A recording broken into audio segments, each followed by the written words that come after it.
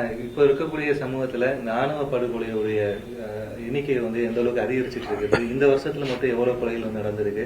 ஆணவ படுகொலையை தடுக்கிறதுக்கான தனிச்சட்டம் இயற்றணும் அப்படின்றது இப்போ எந்த நிலைமையில இருக்கு? கடந்த 2017 2025 வரை 59 ஆணவ கொலைகள் தமிழ்நாட்டில் நடந்திருக்கு. 2026 இந்த வருடம் பார்த்தீங்கன்னாக்க ஏப்ரல் டு ஜூன் 2 மாசத்துல 5 ஆணவ கொலைகள் நடந்திருக்கு.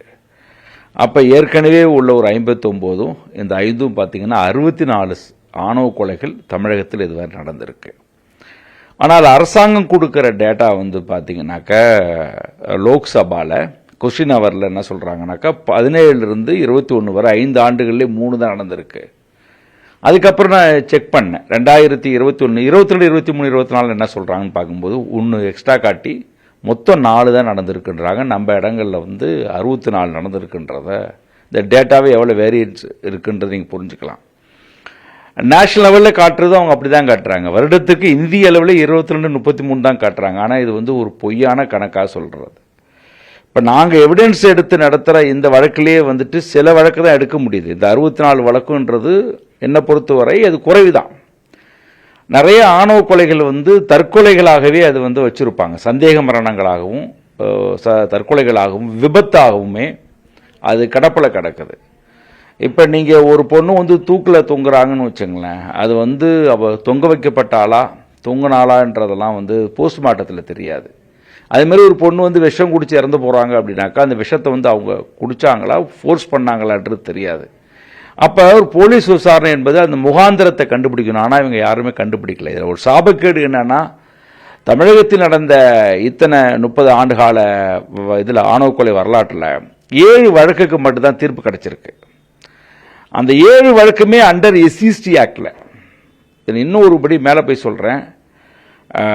மகளை கொண்டிருப்பாங்கல்ல பெற்றோர்கள், அதாவது மகளை கொன்ற இல்ல சகோதரியை கொன்ற அண்ணன் தம்பிகளுக்கு இதுவரை தீர்ப்பு கிடைக்கல. இதுவரை ஒரு வழக்கில் கூட தீர்ப்பு கிடைக்கல. ஆனால் கொத்து கொத்தாக இங்கே ஆணவ கொலைகள் நடந்துகிட்டு இருக்கு. இதை இன்னமும் கிடப்பில போடுறது ஆணவ கொலைகள் மட்டுமில்லை, ஆணவ குற்றங்கள். இது ஆக்சுவலி ஒன்று தான் அது ஆணவ கொலை. தாக்குதல் நடத்துறது, சித்திரவதை பண்றது, கடத்துறது, அவங்களுடைய சர்டிபிகேட் பிடுங்கி வைக்கிறது, சொத்துக்கள் கொடுக்க மாட்டேன்னு சொல்றது, தனியறையில வச்சு பூட்டி வச்சு சித்திரவதை பண்றது, அதுக்கப்புறம் மொட்டையடிக்கிறது.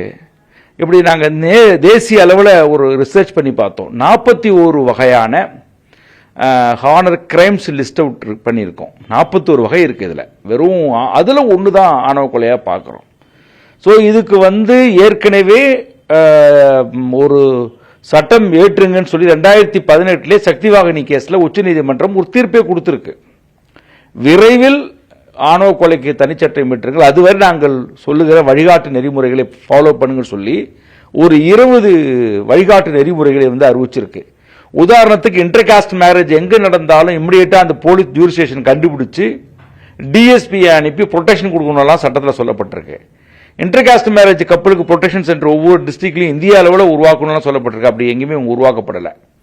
ஸோ இது 20 கைட்லைன்ஸையும் ஃபாலோ பண்ணப்படலை. இது போக ஒரு 75 தீர்ப்புகள் இருக்கு உச்சநீதிமன்றம் உயர்நீதிமன்றங்கள்ல. ஆணவ கொலை ஒரு கொடூரமானதுன்னு சொல்லி அவ்வளவு தீர்ப்புகள் இருக்கு. லதா சிங் வெர்சஸ் யூபி வழக்கெல்லாம் சொல்றாங்க இந்து திருமண சட்டம் சாதி மறுப்புக்கு திருமணத்துக்கு எதிரானது அல்ல அப்படின்ற தீர்ப்பு அங்க கொடுக்கப்பட்டிருக்கு. இப்ப எதுவுமே கணக்கில் எடுத்துக்கல. ஆனால் 2024 ராஜ்யசபால பில் பாஸ் பண்ணிட்டாங்க. அதே மாதிரி இந்த வருடம் பாத்தீங்கன்னாக்க கர்நாடகாலையும் மசோதா தாக்கல் ஆயிடுச்சு இந்த மார்ச் மாசம். இது போக ராஜஸ்தான் 2019 ஒரு பில் ஒன்று கொண்டு வந்தாங்க. ஆனா அது ஆக்டா டிராப்டா கொண்டு வரல. ஆனா கர்நாடகா இன்னைக்கு அது ஒரு முதன்மை மாநிலமாக இன்னைக்கு அசம்பிளில மசோதா தாக்கல் பாஸ் பண்ணிடுச்சு. மிக விரைவில் சட்டம் கொண்டு வர போறாங்க. தமிழ்நாடு தான் ஏன் இவ்வளவு ஒரு குளறுபடியில் இருக்குன்னு எனக்கு புரியல. நம்ம ஏற்கனவே முன்னாள் முதலமைச்சர் அப்ப முதலமைச்சராக இருக்கக்கூடிய ஸ்டாலின் அவர்களிடம் மு க ஸ்டாலின் அவர்களிடம் நம்ம 2022 கொடுத்தோம். அந்த டிராப்ட் அப்போ ஒரு KN பாஷா கமிட்டியை போட்டிருக்காங்க. அவர்கிட்டயும் நாங்க 3500 பக்கங்கள் கொண்ட டாக்குமெண்ட் கொடுத்தோம், ஆவணங்கள்லாம் சேகரிச்சு. நம்ம கிட்ட எவிடன்ஸ் கிட்டே பாத்தீங்கன்னா கிட்டத்தட்ட 20,000 பக்கங்கள் இருக்கு. ஆணவ கொலைக்குன்னு எல்லாமே இருக்கு. அவங்க எவ்வளவு டாக்குமெண்ட் கேட்டாலும் நம்ம கொடுக்க தயாரா இருக்கிறோம். அவ்வளவு கேசஸ் நம்ம எடுத்திருக்கிறோம், அதை கொடுக்க தயாரா இருக்கிறோம். இப்ப வர 25ஆம் தேதி பாஷா அவர்கள் வந்து அந்த கமிட்டி வந்து எங்களை இன்வைட் பண்ணியிருக்காங்க. பாதிக்கப்பட்ட மக்களோட ஒரு 30 பேரோட ஒரு டெஸ்ட் பண்ணி கொடுக்கலான்னு ஒரு முடிவில் இருக்கிறோம். இப்போ புதுசாக வரக்கூடிய கவர்மெண்ட் இப்போ குறிப்பா வந்துட்டு ஆதிரானத்துறை அமைச்சர் அந்நியர் அவங்களுக்கு இப்போ பொதுமக்கள் சார்பு வந்து பாதிக்கப்பட்ட மக்கள் சார்பு அவங்க என்ன மாதிரி அவங்களுடைய ஆக்டிவிட்டி எதிர்பார்க்கறாங்க? எல்லாமே ஒரு நீங்க வந்து பாத்தீங்கன்னாக்க ஆணவ கொலையில வந்து ஒவ்வொரு ஆணவ கொலையும் கொடூரமா நடந்திருக்கு. ஒரு கழுத்தறுத்து கொண்டிருக்காங்க, பிறப்புறுப்பை வெட்டி கொண்டிருக்காங்க, ஒரு புருட்டல் மர்டர். இது ஆணவ கொலைக்கு அவ்வளவு எளிதாக தண்டனை கிடைக்கிறதுலாம் சாத்தியம் இல்லைங்க. எஸ்சிஎஸ்டி ஆக்ட் இருக்கிறதுனால அதில் கிடைக்குது, அவ்வளவுதான். அதனாலதான் வந்து இது ஒரு ஸ்பெஷல் ஆக்ட் தேவைன்றதை நம்ம வலியுறுத்தி இருக்கிறோம். அந்த மக்கள் வந்து என்ன நினைக்கிறாங்க, இப்போ உதாரணத்துக்கு வந்து ஒரு பெத்த மகளை கொள்றான்னு வச்சுங்களேன், ஒரு ஆணவ கொலை நடக்குது அப்படின்னும் போது அதை வந்து ஒரு சமூகமே ஏத்துக்குது. அது இன்னொரு பக்கம் வந்துட்டு மகளை காதலிக்கிற பையனை கொள்றாங்க. இப்ப நம்ம மதுரையிலேயே வந்து அந்த பொண்ணை வந்து கர்ப்பிணி பெண்ணை வந்து மாமனாரு மாமியாரு கணவன் 3 பேர் சேர்ந்து இந்த திம்சு கட்டையை அடிச்சு வச்சு கொன்ன ஒரு கொடூர கொலை நடந்திருக்கு. 3 ஆண்டுகள் ஆக போது இன்னும் அவங்கள நம்ம பெயில்ல விடல. 3 ஆண்டா உள்ள சிறையில் தான் இருக்கிறாங்க. ட்ரையல் ஒரு பக்கம் நடந்துகிட்டு இருக்கு. அப்ப ஒவ்வொரு விக்டிம் என்ன நினைக்கிறாங்கன்னா, இது ஒரு தனி சட்டம் தேவை. இப்ப ஒரு ஆணவ கொலையில வந்து மேலூர் பகுதியில் 2 பேருமே வந்து இடைநிலை சாதி தான், ஒரே கம்யூனிட்டி. இப்ப ஆணவ கொலையாவே கணக்கில் எடுத்துக்க மாட்டாங்க. ஏன்னா இப்ப எஸ்சிஎஸ்டி இப்ப கொல்லப்படுறதுல வந்து பாதிக்கப்படுறது எஸ்சியா இருந்து பாதிப்பு ஏற்படுத்தினா நான் எஸ்சியா இருந்தா நம்ம என்ன பண்றோம், எஸ்சி ஆக்ட்ல போடுறோம். நான் என்ன கேட்கறேன்னா, எஸ்சிக்குள்ளே நடக்குது, பிசிக்குள்ளே நடக்குது. இன்னும் ஒருபடி மேல போய் ஒரு தலித் சமுதாய சேர்ந்த ஒரு பையன் தன் தங்கச்சி விரும்பினான்னு சொல்லி இஸ்லாமியனை கொண்டிருக்கான். அப்ப வெறும் இது காஸ்ட் மட்டும் கிடையாது, இது வந்து ரிலீஜியஸ் இருக்கு, ஆணாதிக்கம் இருக்கு. இப்ப இவ்வளவு ஒரு கொடூரமான கொலை இருக்கு. அப்ப இவ்வளவு நம்ம இது வெறும் காஸ்ட் ஜெண்டர் இருக்குது.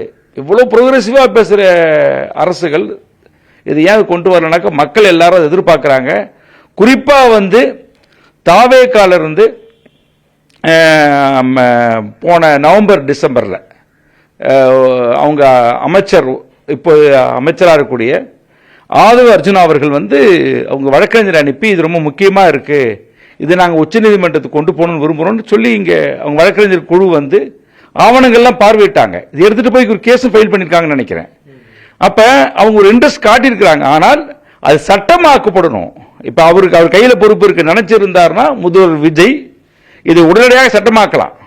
இப்ப சுப்ரீம் கோர்ட்ல வந்து நம்ம போடுறோம் ஒரு பக்கம் இருக்கு, இப்ப ஸ்டேட் உங்க பக்கம் வந்துருச்சு.